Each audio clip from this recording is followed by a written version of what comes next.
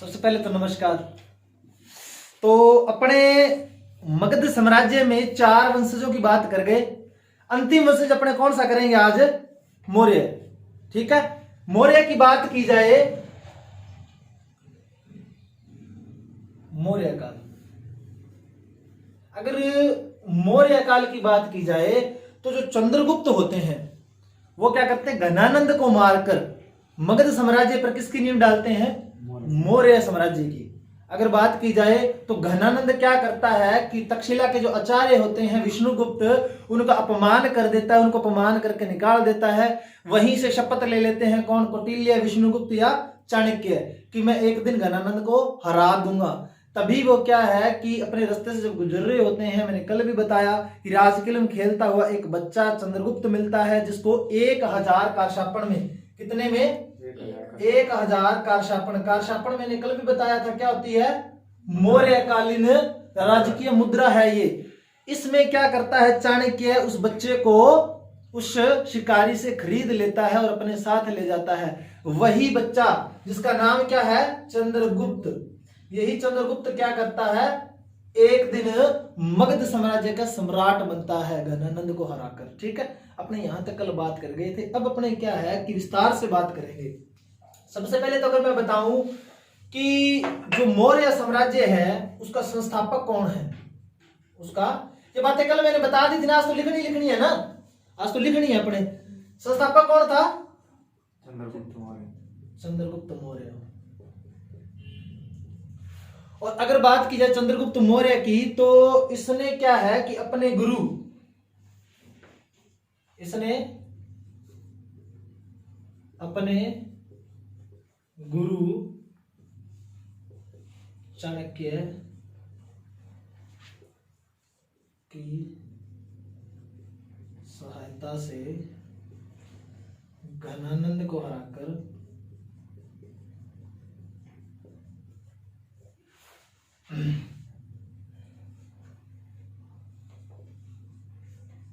मगध पर मौर्य साम्राज्य की नींव डाली। किसकी नींव डाली?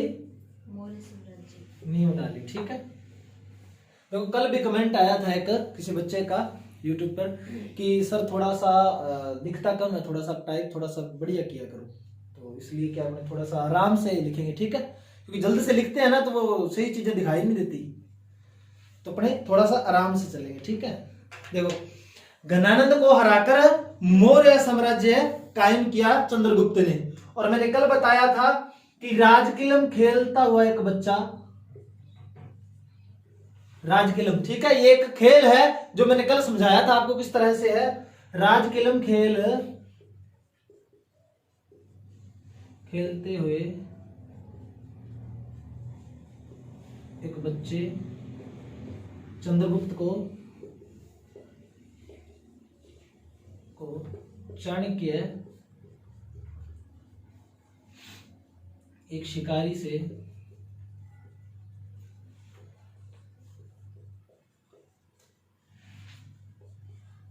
एक 1000 कारशापण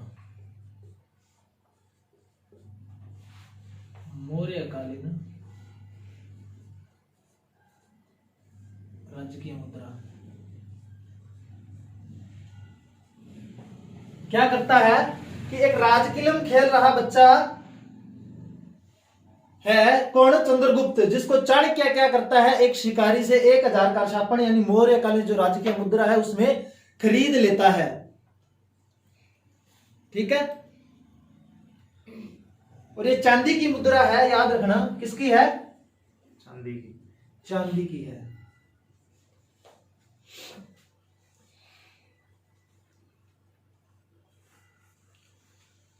बता दो ऊपर से एक बार में।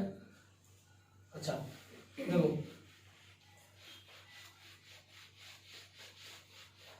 अगर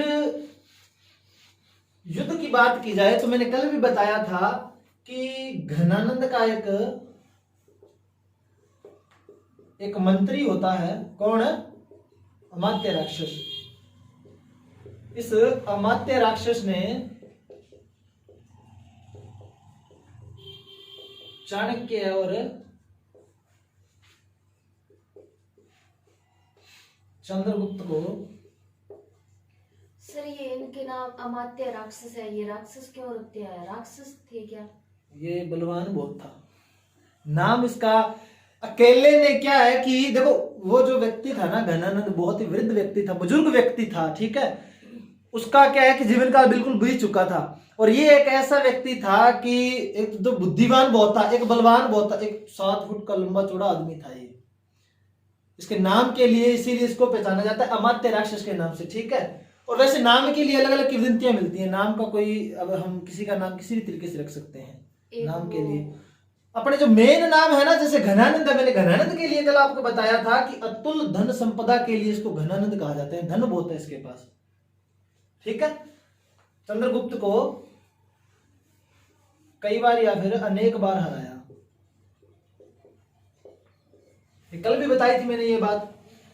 और अगर बात की जाए कि तभी इनको क्या है, इनको समझ में आता है कि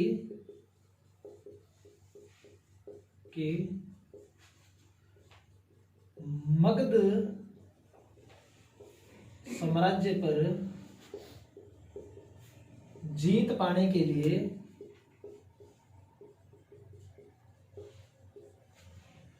बाहर से आक्रमण करना होगा, और ये बाहर से आक्रमण करते भी हैं, जीत भी मिलती है इनको, ठीक है।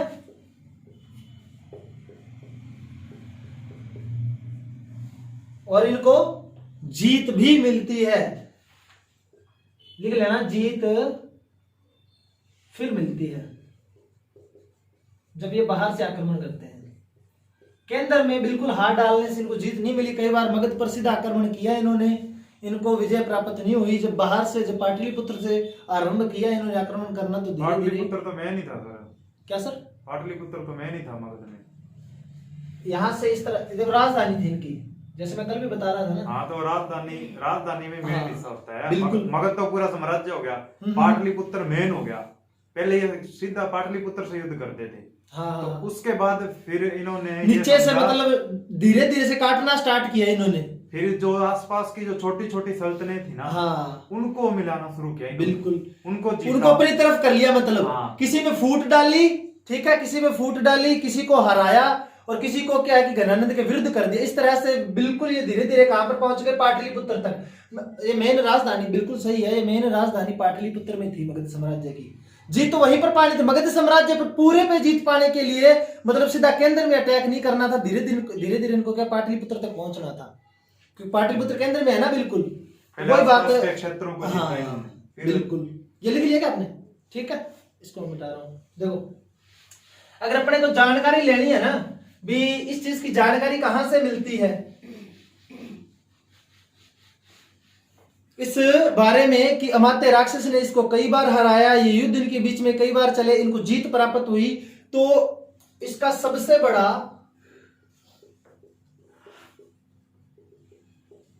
स्रोत जो है अर्थशास्त्र है। क्या है? अर्थशास्त्र, जो किसका लिखा हुआ है? मैं कहूं चाणक्य का, या फिर विष्णुगुप्त या कौटिल्य का, ठीक है, चाणक्य द्वारा रचित है। सर इसको कौटिल्य क्यों कहा गया? कौटिल्य शायद तक ये आचार्य थे, शायद उसके लिए कहा गया, बाकी पूरी कंफर्म जानकारी नहीं मिलती। जानकारी इसके लिए विज्ञान हाँ, के अध्यापक थे इसलिए। बिल्कुल। और ये जो अर्थशास्त्र जो लिखा गया है ना, कूटनीति पढ़ाते थे। हाँ बिल्कुल। और जो अर्थशास्त्र जो है, ये भी एक राजनीतिक ग्रंथ है। कौन सा ग्रंथ है? और इनके बारे में ये तो आपको पता ही है कि तक्षशिला के आचार्य थे, ये कल भी मैंने बात बता दी आपको।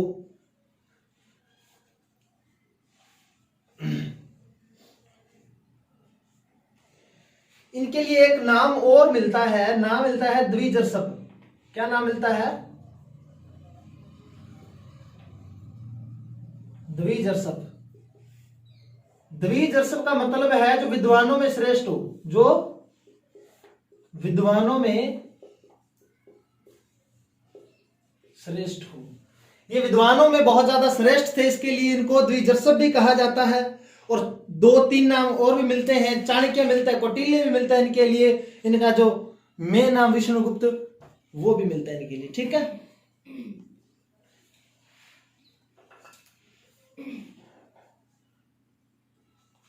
बता दो। अच्छा, अब अपने क्या है जो मेन चंद्रगुप्त के लिए जो बातें मिलती हैं उस पर बात प्रारंभ करते हैं। मौर्य काल का प्रथम शासक कौन है? चंद्रगुप्त मौर्य, ठीक है। अगर इसके शासनकाल की बात की जाए तो देखो अलग अलग मिल सकता है किताबों में आपको भी। 300 देखो, कईयों में 322 भी मिल जाएगा आपको, कईयों में 322 भी मिल जाएगा, पर अपने क्या है 323। क्योंकि जो यूनानियों का जो आक्रमण हुआ ना गणानंद के समय, वहां से क्या है कि पहली बार भारतीय इतिहास में जो इसका जो क्रम है ना, किसका इतिहास को लिखने का जो क्रम है वो क्या क्रमबद्ध चला। कब से? मौर्य काल से। अब से यहां से क्रमबद्ध चलेगा इतिहास 323 ईसा पूर्व से 298 ईसा पूर्व तक, ठीक है, इसका शासनकाल रहा। और इस टाइम से क्या माना जाता है भारत का, ये देखो ये भारत का प्रथम ऐतिहासिक शासक इसीलिए माना जाता है क्योंकि इतिहास को यहां से क्रमबद्ध किया गया। भारतीय इतिहास का प्रथम ऐतिहासिक शासक माना जाता है ये।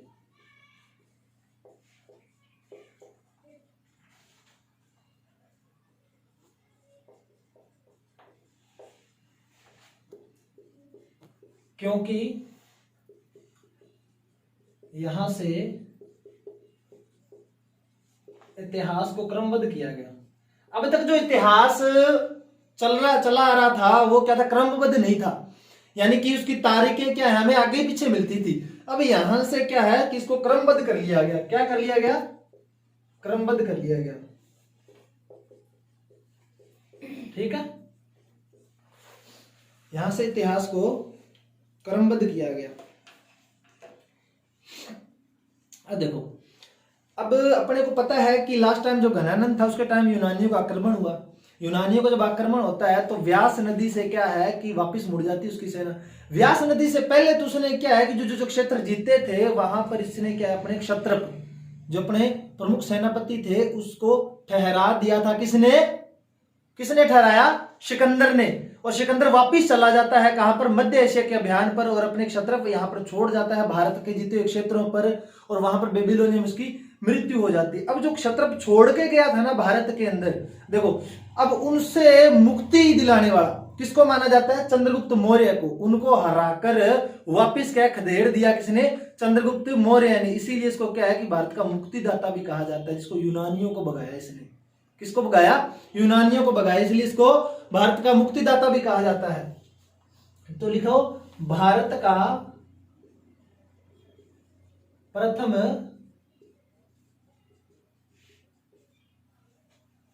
मुक्तिदाता भी कहा जाता है, क्योंकि इसने यूनानी क्षत्रपों से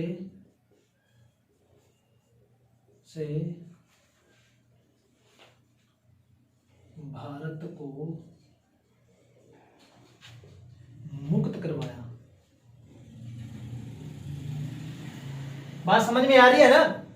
एक एक चीज लाइन वाइज जुड़ तो रही है ना, क्योंकि देखो उस टाइम में क्या था कि अलेक्जेंडर ने क्या किया था? आक्रमण किया था घनानंद के समय। अब उसने जो जो क्षेत्र जीते हैं वहां पर तो उसका अधिकार होगा ना। जो क्षत्रप उसने ठहराए थे सिकंदर ने, अब उनसे क्या है मुक्ति दिलाई किसने? चंद्रगुप्त मौर्य ने। इसीलिए इसको भारत का प्रथम मुक्तिदाता भी कहा जाता है, ठीक है। क्योंकि इसने क्या किया? विदेशियों की दास्तान से इसको मुक्त करवा दिया भारत को, ठीक है। अच्छा, अब इसने अपना प्रधानमंत्री किसको बनाया? इसने अपना किसको बनाया प्रधानमंत्री? चाणक्य को, क्योंकि इसका वो गुरु भी था। अब मेन चाल चलन किसका? अपने इंडिया में भी देख लो, प्रधानमंत्री मेन है ना, इसीलिए उसके हाथ में डोरी पकड़ा दी इसने, चाणक्य के हाथ में, अपने गुरु के हाथ में डोरी पकड़ाई और उसको प्रधानमंत्री बनाया। अगर इतिहासकारों के बारे में बात की जाए तो इतिहासकारों ने इसके कई नाम बताए हैं। बता दूंगे एक बार, ये लिख लिया। देखो इतिहासकारों ने, वो भी यूनानी इतिहासकारों ने इसके कई नाम बताए हैं। उन्होंने जो नाम बताए, देखो एक तो स्ट्रेबो, एक जस्टिन और एक नाम मिलता है एरियन। उन्होंने तो क्या है कि सेंड्रोकोटस कहा इसको, क्या कहा, सेंड्रोकोटस। और एक एपियन और प्लूटारक मिलते हैं जिन्होंने इसको क्या एंड्रोकोटस कहा। ठीक है, देखो इन्होंने जब इन नामों से क्या है चंद्रगुप्त मौर्य को क्या है पुकारा, तो अपने भारत में एक बंदे का नाम मिलता है विलियम जोन्स। क्या नाम मिलता है? उस टाइम से विलियम जोन्स थे जो अपने आधुनिक समय के हैं इतिहासकार। उन्होंने कहा कि अरे, वो भी यूनानी है, कहते हैं कि तुम जिसको सेंड्रोकोटस एंड्रोकोटस कह रहे हो वो तो अपना चंद्रगुप्त मौर्य है।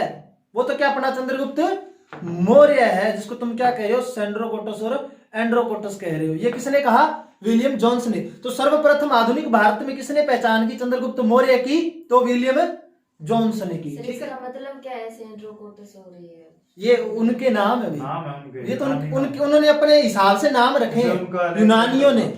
सिकंदर का अलेक्जेंडर नाम था ना। हाँ, उसी तरह से। वैसे तो अपने सिकंदर कहते हैं उसको, ठीक है, उस यूनानियों ने उनका नाम जैसे अलेक्जेंडर रखा, वैसे ही चंद्रगुप्त मौर्य के भी नाम रखे। तो अपने लिखते हैं यूनानी इतिहासकारों के द्वारा लिए गए नाम। किसके नाम है? चंद्रगुप्त मौर्य के। ठीक है, अच्छा सबसे पहले जैसे मैं बता रहा था कि स्ट्रेबो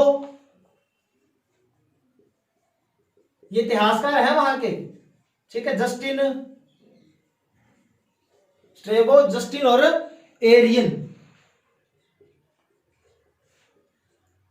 इनके तो अनुसार इसका नाम क्या रखा गया? सेंड्रोकोटस।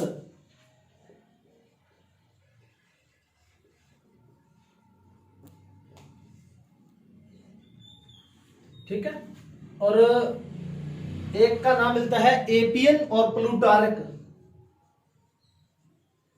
एपियन और प्लूटारक, इन्होंने इसको एंड्रोकोटस कहा।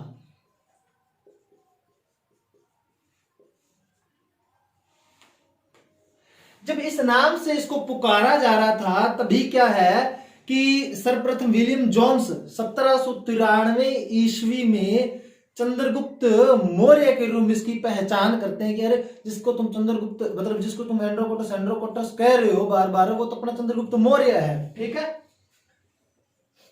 इन नामों हेतु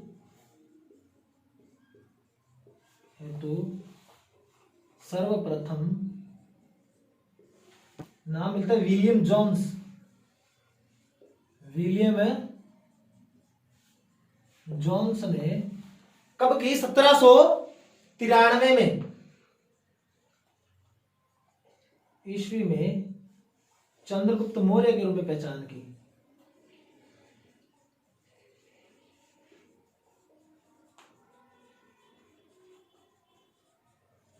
ठीक है, इस चीज को आप नोट कर लो।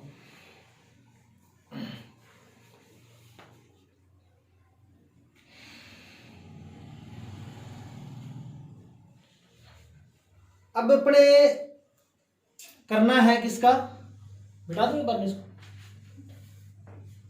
मिटा रहा हूं। ठीक है, अच्छा देखो, अब एक व्यक्ति है यूनानी आक्रमण करता, नाम मिलता है सेल्यूकस निकेटर।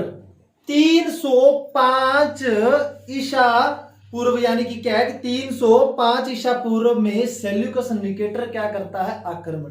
कहां पर? चंद्रगुप्त पर। अब इनके बीच में युद्ध होता है।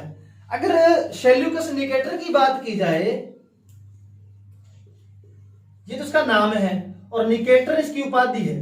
क्या है? ये इसकी उपाधि है। इसका मतलब होता है विजेता। क्या मतलब होता है इसका? विजेता। ठीक है, तो सेल्यूकस निकेटर क्या करता है? आक्रमण करता है और इनके बीच में युद्ध होता है।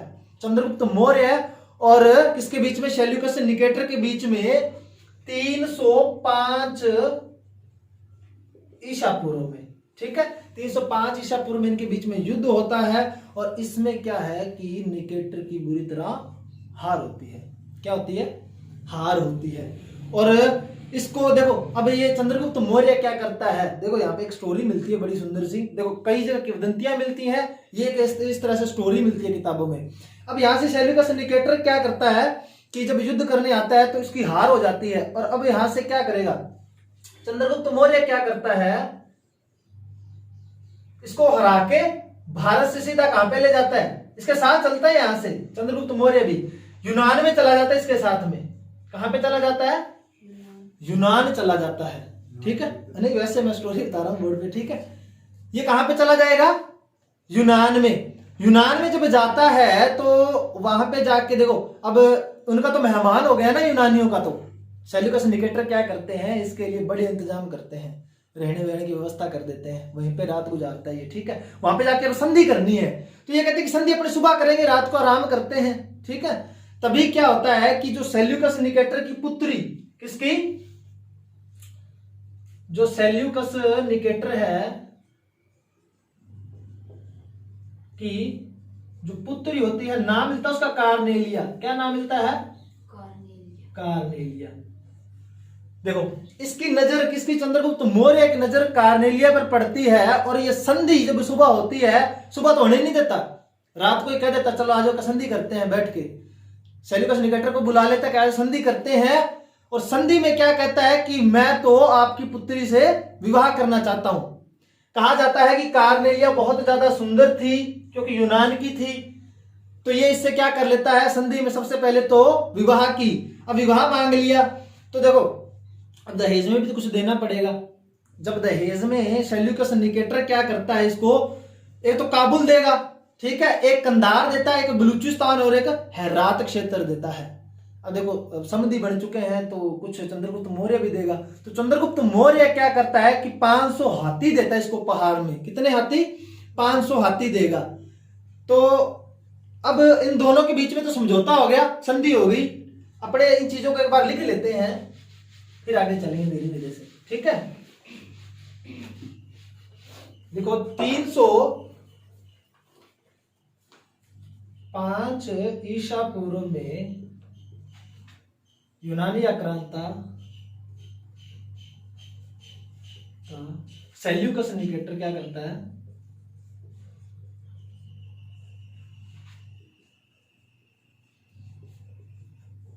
चंद्रगुप्त पर आक्रमण।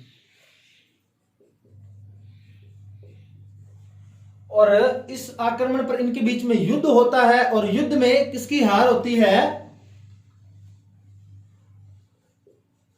इस युद्ध में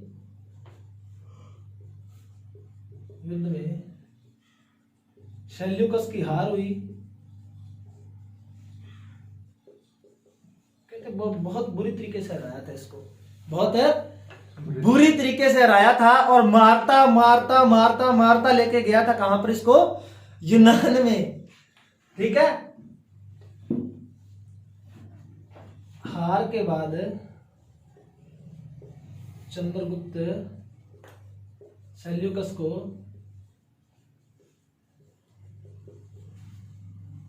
यूनान ले जाता है। ठीक है, अब यूनान चले गए हैं ये। अब वहां पे जाके क्या होगी इनके बीच में? संधि। संधि लिखता हूं, एक बार आप इसको लिखो। फिर इनके बीच में क्या होती है? संधि होती है।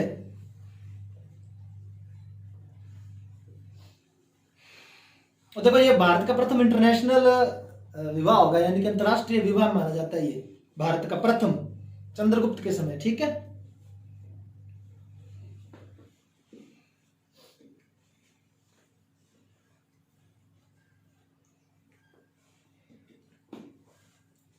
मिटा दूं?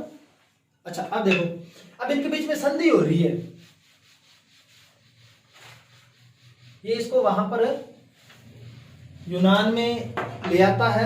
और अब इनके बीच में जब संधि हुई तो मैं जैसे बता रहा हूं कि चंद्रगुप्त की नजर किस पे पड़ती है? कार्नेलिया पर। और कार्नेलिया से ये विवाह की मांग करता है। तो सेल्यूकस ने, नंबर 1, सेल्यूकस ने अपनी पुत्री कार्नेलिया या हेलेना नाम मिलता उसका, अपनी पुत्री कार्नेलिया, या फिर क्या नाम मिलता उसका, हेलेना नाम मिलता है, ठीक है, का विवाह किससे करता है, चंद्रगुप्त से करता है। अच्छा, और उपहार में क्या क्या देता है, या दहेज में कह दो आप, ठीक है, दहेज में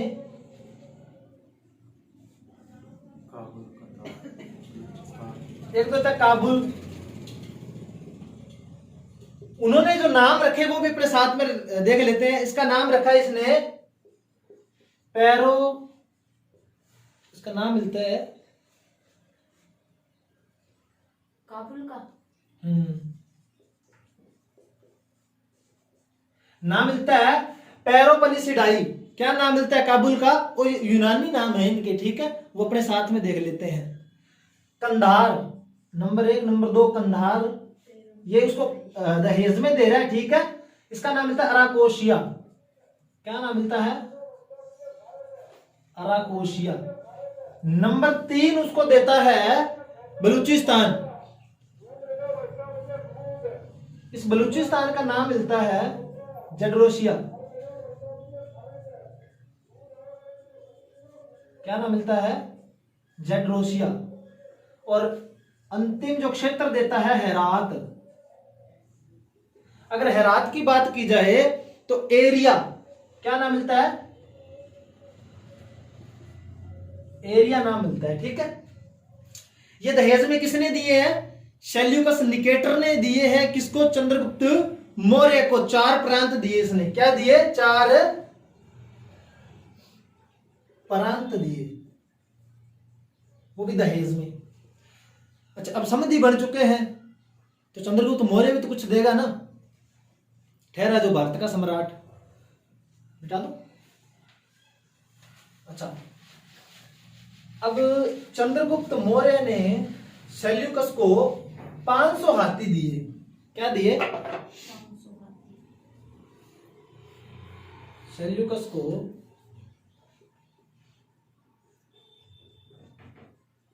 500 हाथी उपहार में दिए,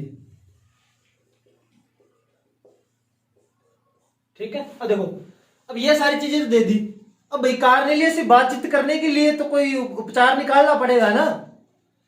कार्नेलिया तो यूनानी जानते, हिंदी तो उसको आती नहीं। इधर से भाई अपने चंद्रगुप्त मौर्य को भी हिंदी आती और यूनानी उसको भी नहीं आती।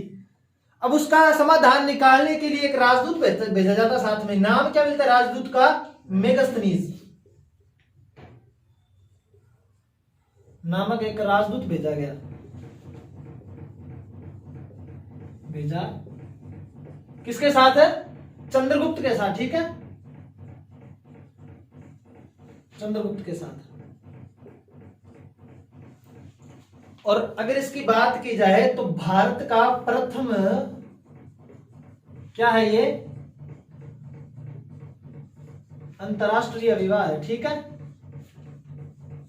भारत का प्रथम अंतरराष्ट्रीय विवाह माना जाता है कौन सा, कार्नेलिया और चंद्रगुप्त के मध्य। ये जो आप लिख लो जल्दी जल्दी से, ये चीज तो समझ गए ना कि इसको क्यों भेजा है मेगास्थनीज को, क्योंकि कार्नेलिया को क्या है, हिंदी नहीं आती थी, उसको तो यूनानी आती थी। अब चंद्रगुप्त और उसके बीच में बातचीत के लिए कोई तो मध्यस्थता निभाने वाला होना ही चाहिए, तो इसके लिए मेगास्थनीज नामक एक राजदूत को भेजा जाता है। और अगर मेगास्थनीज की बात की जाए तो लिखना भारत में नियुक्त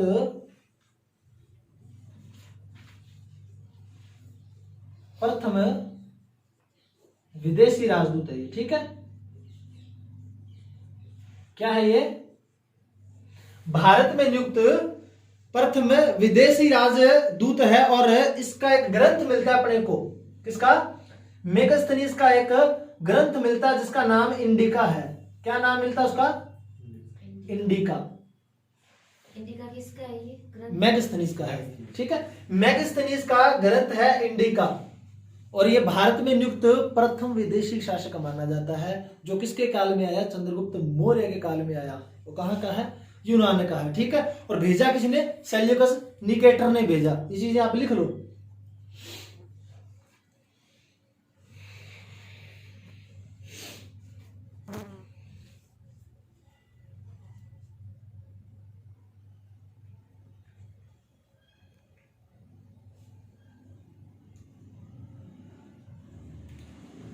अच्छा, जब मैं आपको जैन धर्म पढ़ा रहा था तो उस टाइम में मैंने बताया था कि इसके समय के जैन संगीति का आयोजन हुआ था। ठीक है, वो चीजें लिखवा देता हूं मैं फिर से, मिटा दोगे? अच्छा, अब देखो कुछ चीजें इसके लिए इस तरह से मिलती हैं कि इसने सबसे पहले तो इसके टाइम में पाटलिपुत्र में एक जैन संगीति का आयोजन किया गया। ठीक है, 300 ईसा पूर्व में। और माना जाता है कि 312 ईसा पूर्व में इसके समय एक भयंकर अकाल पड़ा था। क्या पड़ा था? भयंकर अकाल पड़ा था। और इसके टाइम की अगर मानी जाए तो इसने क्या है कि एक झील का निर्माण करवाया। सुदर्शन झील का नाम आपने सुना होगा सौराष्ट्र के अंदर। और सौराष्ट्र की अगर मैं आपको बताऊं तो जो वर्तमान का जो सौराष्ट्र जो है, वर्तमान का जो गुजरात और महाराष्ट्र का जो एरिया है ना, किसका? गुजरात और हाँ, वहां का जो क्षेत्र है, सौराष्ट्र का एक गवर्नर है जिसका नाम मिलता है पुष्यगुप्त। क्या नाम मिलता है उसका? पुष्यगुप्त वैश्य नाम मिलता है। इस पुष्यगुप्त वैश्य को कहकर चंद्रगुप्त क्या करता है? सुदर्शन झील का निर्माण करवाता है। कहां पर? सौराष्ट्र में। ठीक है, अच्छा, अब इसके लिए ये चीज मिलती है कि जब ये इतने काम करवा देता है तभी क्या करता है कि जैन मुनि का नाम मिलता है भद्रबाहु। ठीक है, उस भद्रबाहु के साथ में चला जाता है। कहां पर? श्रवण बेलगोला में। और वहां पे क्या है कि सलेखना पद्धति के द्वारा, कर्नाटक। कहां पर? हाँ बिल्कुल ठीक है, कर्नाटक के अंदर श्रवण बेलगोला। वहां पर क्या है कि सलेखना पद्धति के द्वारा क्या है, ये अपना शरीर त्याग देता है। और अगर सलेखना पद्धति की अगर बात की जाए तो उपवास होता है ये एक ऐसा जिसके माध्यम से क्या है कि शरीर को त्यागा जाता है। और अगर बात जैसे मैं बता रहा हूं कि कौन सा धर्म ग्रहण किया, तो जैन धर्म। किसने? चंद्रगुप्त मौर्य ने।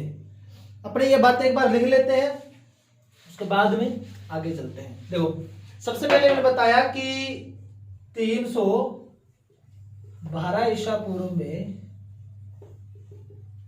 इसके समय भयंकर अकाल पड़ा। ठीक है, और 300 ईसा पूर्व में इसके समय एक जैन संगीति का आयोजन किया गया था ना। जैन धर्म में मैंने आपको बताया था, वो प्रथम जैन संगीति थी। प्रथम जैन संगीति का आयोजन किया गया।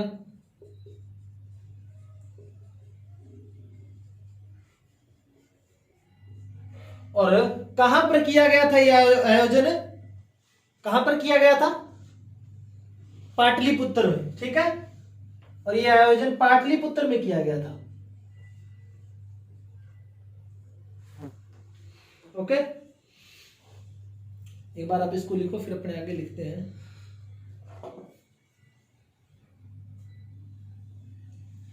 मिटा दो। अच्छा, अब देखो, सिंचाई के लिए ये क्या करवाता है? सुदर्शन झील का निर्माण करवाता है। जैसे भी मैंने बताया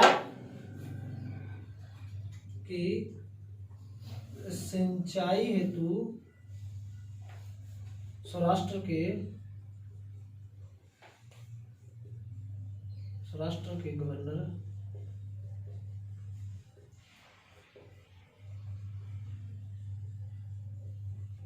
पुष्यगुप्त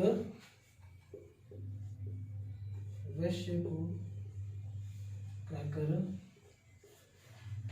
सुदर्शन झील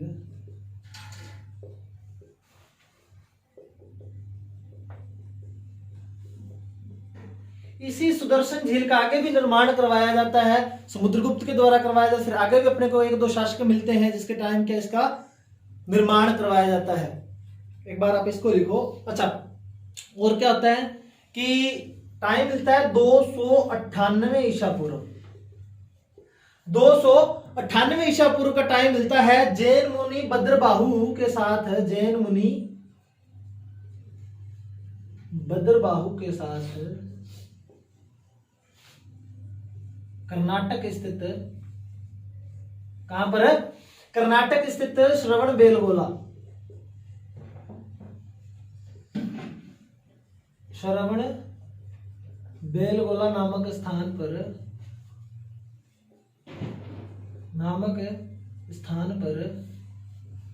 क्या कर देते चंद्रगुप्त मौर्य?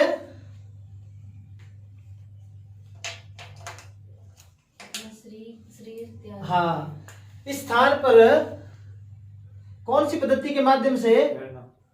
संलेखना, संलेखना पद्धति के माध्यम से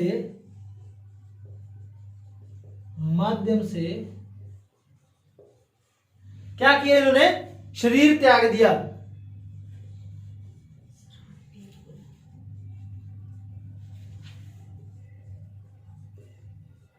ठीक है।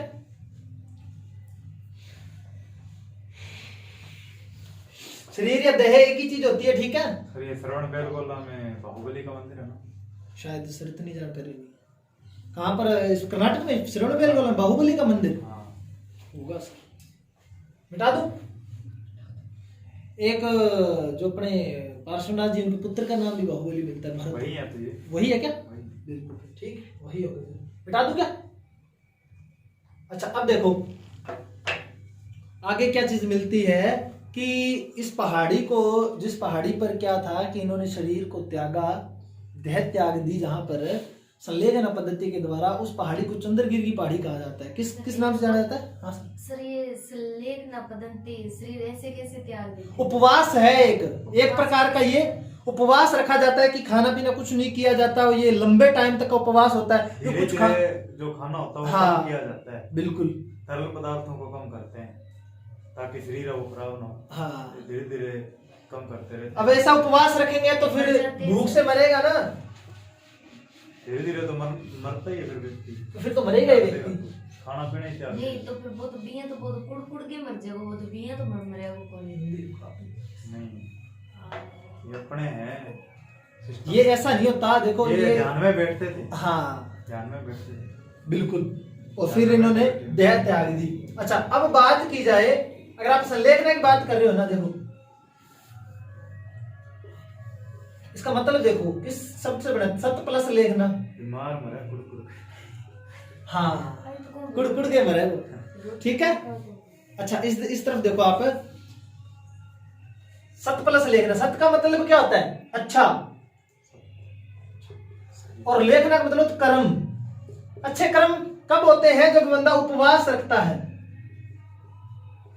उपवास के माध्यम से, ठीक है।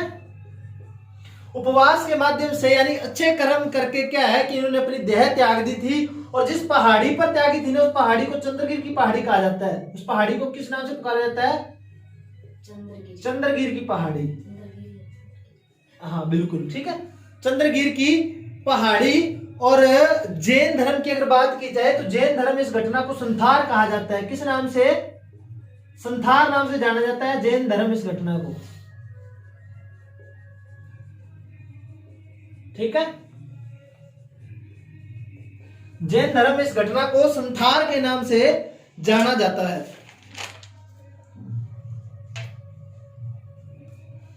ये किसकी बात कर ली हमने? चंद्रगुप्त की। चंद्रगुप्त के बारे में अपने को इतनी ही जानकारी मिलती है जितनी कि मैंने बताई है। अब अपने किसकी बात करेंगे? बिंदुसार की। मिटा दो, लिखो जल्दी लिखो।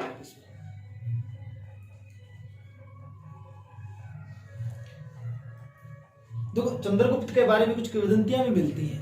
वो किंवदंतियां क्या मिलती हैं कि कहा जाता है कि जो चंद्रगुप्त था, जो मतलब सम्राट नहीं था, उससे पहले क्या होता है कि उसकी एक प्रेमिका होती है। उस प्रेमिका ने क्या कर लिया था, अंत में जाकर घनानंद से शादी कर ली थी।